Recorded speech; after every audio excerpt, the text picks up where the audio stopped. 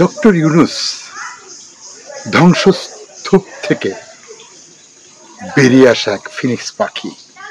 Doctor Yunus একজন ব্যক্তি মাত্র, তার রাজনৈতিক কোনো দলীয় পরিচয় নেই, তার কথামালায় কোনো শব্দের ঝংকার নেই, যেই ঝংকারে জনগণ বিমোহিত হতে পারে।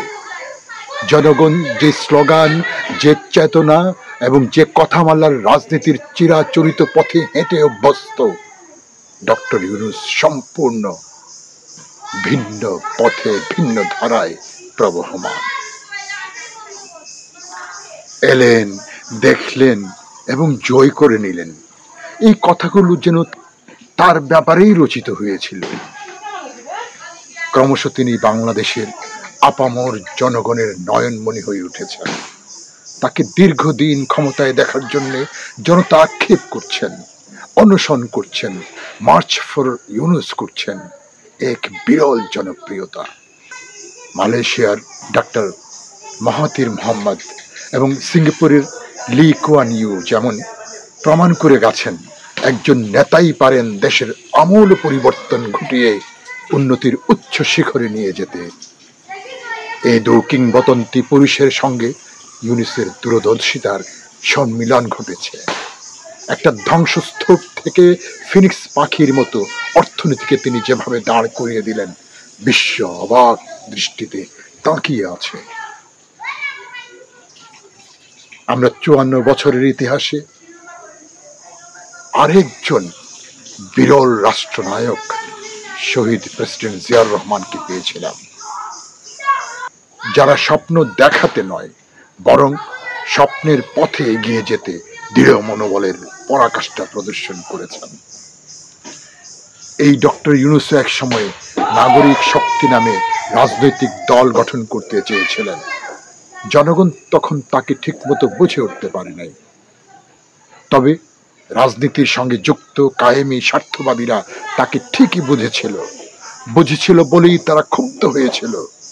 পতিত শেখ হাসিনা ইউনূসকে কি না করতে বাকি রেখেছিল, অথচ সেই ইউনূসই এখন ক্ষমতার মসনদে। আর হাসিনা জনতার রুদ্র রোষে পালিয়ে গেলেন ভারতে। ভাগ্যের কি নির্মম পরিহাস।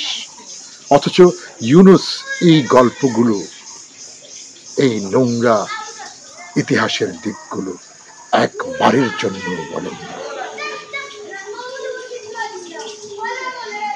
আজ হোক কাল হোক নির্বাচন তো হতেই হবে। নির্বাচনে প্রতিদ্বন্দ্বিতা করে পরবর্তী সরকার গঠন করার ব্যাপারে ইউনূসের বিন্দু মাত্র আগ্রহ কিংবা অভিলাষ নেই। ডক্টর ইউনূস এদেশের জনগণের মধ্যে সচেতনতা তৈরি করে যাচ্ছেন। রাজনীতি এখন জনগণকে অকল্পনীয় স্বপ্ন দেখিয়ে ক্ষমতায় যাবার চিরাচরিত পথ থেকে বেরিয়ে আসবে। যারা ক্ষমতায় গিয়ে সেই স্বপ্নের বিন্দু বিসর্গ করে অভ্যস্ত নন। ডক্টর ইউনূস এক নতুন বাংলাদেশের দিগন্ত উন্মোচন করে যাচ্ছেন। ছাত্র জনতা রাজপথ রাঙিয়ে তাকে কেবল ক্ষমতার পালাবদল ঘটাতে মসনদে বসায়নি। এ কথাটি প্রতিটি রাজনৈতিক সচেতন মানুষ উপলব্ধি করতে পারলেও রাজনৈতিক নেতৃবৃন্দ তা মানতে নারাজ। এটিও কিন্তু আমজনতা বুঝতে পারছেন। আজ বাদ কাল তো আপনারা আসবেন। তার আগে ডক্টর ইউনূসকে আমজনতার স্বাধিকার ও জন আকাঙ্ক্ষা রূপায়ণের জন্য একটু সময় দিন। ধন্যবাদ।